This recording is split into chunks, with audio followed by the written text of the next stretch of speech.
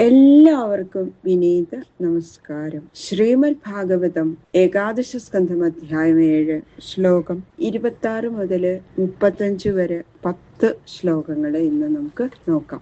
അങ്ങനെ ദത്താത്രേയ മഹർഷി വളരെ ആനന്ദത്തോടു കൂടി ഇരിക്കണ കണ്ടപ്പോ യദു മഹാരാജാവ് ചോദിക്കണേ, അങ്ങ് എന്താണ്, അങ്ങക്ക് എന്താ ഇത്ര ആനന്ദം? ഒന്നും ചെയ്യണില്ല അങ്ങ്, എന്നിട്ട് ഇങ്ങനെ ആനന്ദം അനുഭവിച്ചുകൊണ്ടിരിക്കണ എങ്ങനെയാ, ഒന്ന് പറഞ്ഞു തരൂ എന്ന് പറയുന്നത് അതിന് മറുപടി പറയാണ് ദത്താത്രേയ മഹർഷി.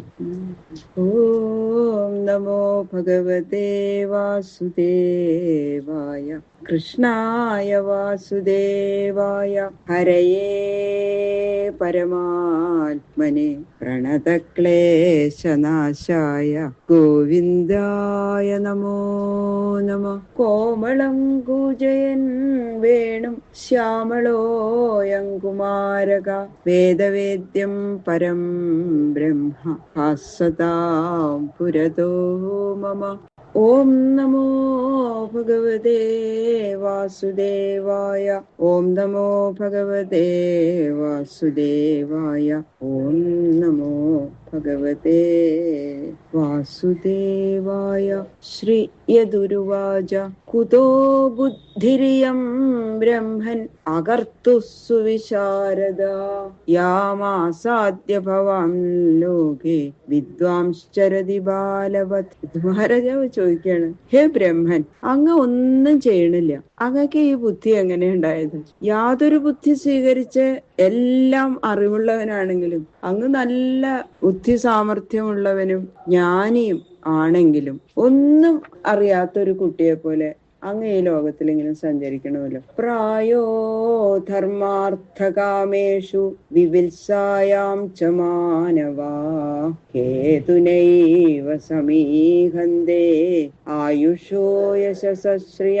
സാധാരണ ജനങ്ങള് ലോകത്തില് ധർമാർത്ഥ കാമങ്ങള് സാധിക്കുന്നതിന് ഉപകരിക്കുന്ന ഓരോ വിഷയങ്ങളില് പ്രവർത്തിക്കുന്നത് ആയുസ്, കീർത്തി, ഐശ്വര്യം ഇതൊക്കെ സമ്പാദിക്കാനുള്ള ആഗ്രഹത്തോട് കൂടിയിട്ടാണ്. ത്വം തു കൽപ്പകവിർദക്ഷ സുഭഗോ മൃതഭാഷണ ന കർത്താ നേഹസേ കിഞ്ചിൽ ജഡോന്മത്ത വിശാചവത്. അങ്ങാവട്ടെ ശക്തനും ജ്ഞാനിയും സമർത്ഥനും സുന്ദരനും അമൃതം പോലെ ഒഴുകുന്ന വാക്കുകളോട് കൂടിയിട്ടുള്ളവനും വാഗ്മിയും ആയിരുന്നിട്ടുകൂടി ഒരു അറിവും ഇല്ലാത്തവനെ പോലെയും ഭ്രാന്തനെ പോലെയും പിശാചനെ പോലെയോ ഒക്കെ ഒന്നും ചെയ്യാതെയും ഇരിക്കണത് എങ്ങനെയാ ചോദിക്കണു. ജനേഷു ദഹ്യമാനേഷു കാമലോഭദവാഗ്നിനാ ന തപ്യസേ അഗ്നിനാ മുകുതോ ഗംഗാംഭസ്ഥൈവദ്വിവ. കാമം, ലോഭം മുതലായ വൃത്തികളാവുന്ന കാട്ടുതീയിനാൽ ജനങ്ങളിങ്ങനെ ദഹിച്ചുകൊണ്ടിരിക്കുന്നു. ആ വക മനോവൃത്തികളായ അഗ്നിയിൽ നിന്ന് പുറത്തു കടന്നിരിക്കുന്ന അങ്ങ് കാട്ടുതീയിൽ അകപ്പെടാതെ അതിശീതളമായ ഗംഗാജലത്തിൽ മുങ്ങിക്കിടക്കുന്ന ആനയെ പോലെ മഹാനന്ദം അനുഭവിച്ചുകൊണ്ടിരിക്കണുണ്ടല്ലോ. എങ്ങനെയാ ഈ ആനന്ദം? ഈ ആനന്ദം അങ്ങേക്ക് എവിടെ നിന്നാ ഉണ്ടായത്? അതാണ് ചോദ്യം.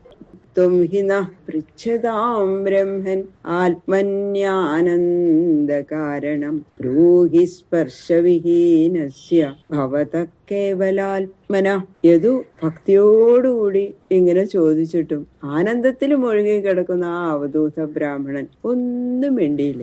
അദ്ദേഹം അതൊന്നും കേട്ടിട്ട് തന്നെ ഇല്ല എന്ന് തോന്നുന്നു. അതുപോലെ ഇങ്ങനെ ആനന്ദത്തിൽ മുഴുകി സ്വയം ഇങ്ങനെ ആനന്ദിച്ചു കൊണ്ടേയിരിക്കുക. അപ്പൊ വീണ്ടും യദു അതിവിനയത്തോടെ ചോദിക്കുകയാണ്, ബ്രഹ്മമായി ഭവിച്ച മഹാത്മാവേ, അങ്ങ് യാതൊന്നിനെയും സ്വീകരിക്കാതെ കേവല ആത്മാവായിട്ടിരിക്കണു.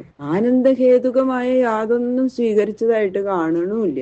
നിർവിഷയനായിരിക്കുന്ന അങ്ങ് അനുഭവിക്കുന്ന ഈ ആനന്ദം എവിടെ നിന്നാ ഉണ്ടായത് എന്നറിയാൻ ആഗ്രഹിച്ചു ചോദിക്കുന്ന ഞങ്ങളോട് മറുപടി അരുളി ചെയ്യണമേ. അപ്പൊ ഇതാ മറുപടി പറയുന്നു.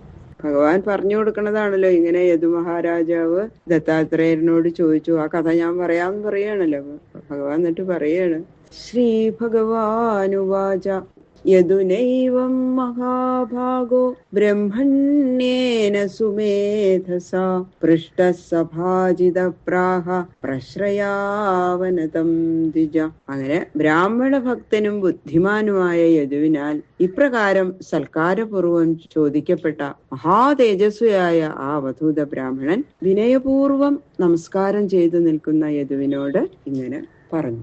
ബ്രാഹ്മണ ഉവാച സന്ധി മേ ഗുരവോ രാജൻ ബഹവോ ബുദ്ധ്യുപാശ്രിതാ യതോ ബുദ്ധിമുപാദായ മുക്തോടാമേഹതാൻ ശൃണു. അപ്പൊ ബ്രാഹ്മണൻ മറുപടി പറഞ്ഞു, ഹേ രാജൻ, സാവധാനത്തിൽ കേട്ടോളൂ. എന്താ ആനന്ദം എന്നല്ലേ. ഞാൻ അനേകം ഗുരുക്കന്മാരെ ബുദ്ധി കൊണ്ട് സ്വീകരിച്ചിട്ടുണ്ട്. അവരെനിക്ക് ഉപദേശിച്ചത് കൊണ്ടൊന്നുമല്ല ഗുരുനാഥന്മാരായത്. ഞാൻ അവരുടെ പ്രവൃത്തി അങ്ങനെ സൂക്ഷിച്ചു നോക്കി അവരിൽ നിന്ന് ഓരോന്നിങ്ങനെ പഠിച്ചിട്ടുണ്ട്. ചിലരങ്ങനെയാ അല്ലെ, അങ്ങനെ മറ്റുള്ളവരെ പഠിച്ചുകൊണ്ടേയിരിക്കും. അത് അധികം വർത്തമാനമൊന്നും പറയില്ല, കൂടുതല് അതിനെങ്ങനെ ഗഹനമായിട്ട് അവരെ നിരീക്ഷിച്ചു കൊണ്ടിരിക്കും. ഓരോ കാര്യങ്ങളും, ഓരോരുത്തരുടെ പ്രവൃത്തി, അത് ചിലരുടെ ഒരു സ്വഭാവമാണത്. ബ്രാഹ്മണൻ പറയാണ്, അങ്ങനെ അഭ്യസിച്ച ജ്ഞാനത്തിന്റെ സഹായം കൊണ്ട് താപത്രയാഗ്നിയിൽ നിന്ന് മോചിക്കാൻ ഇടയായി ഞാൻ. അതുകൊണ്ടാണ് ഇങ്ങനെ ഭൂലോകത്തില് നിർവികാരനായി സഞ്ചരിക്കാൻ സാധിക്കുന്നത്. ആ ഗുരുക്കന്മാര് ആരെല്ലാമാണെന്ന് ഞാൻ പറയാം, കേട്ടോളൂ. പറഞ്ഞിട്ട് പറയാണ്, പൃഥിവി, വായു, ആകാശം, ആപോഗ്നി, ചന്ദ്രമാരവി, കപോതോ, അജഗര, സിന്ധു, പതംഗോ, മധുകൃൽ, ഗജ. ഭൂമി, വായു, ആകാശം, ജലം, അഗ്നി, ചന്ദ്രൻ, സൂര്യൻ, കപോത പക്ഷി, അജഗരം, സമുദ്രം, പാറ്റ, വണ്ട്, ആന. അജഗരം എന്ന് പറഞ്ഞാൽ ഇത് പെരുമ്പാമ്പ്. മധുഹാ, ഹരിണോ, മീന, പിങ്കളാ, കുരരോർഭക, കുമാരീ, ശരകൃത്, സർപ്പ, പൂർണനാഭി, സുപേശകൃത്. തേനെടുക്കുന്നവൻ, മാൻ, മത്സ്യം, പിങ്കള എന്ന സ്ത്രീ, കുരരപ്പക്ഷി, കുട്ടി, കന്യക, ശരം ഉണ്ടാക്കുന്നവൻ, സർപ്പം, എട്ടുകാലി, സുപേശകൃത്ത് എന്ന് പറഞ്ഞാൽ വേട്ടാളൻ. അങ്ങനെ ഇവരൊക്കെയാണ് എന്ന് പറയാം. അങ്ങനെ 24 പേരെ ഞാൻ ഇങ്ങനെ അവരെ പഠിച്ചു, അവരുടെ പ്രവൃത്തികള്. അങ്ങനെയാണ് ഇവരെന്റെ ഗുരുക്കന്മാരായത്.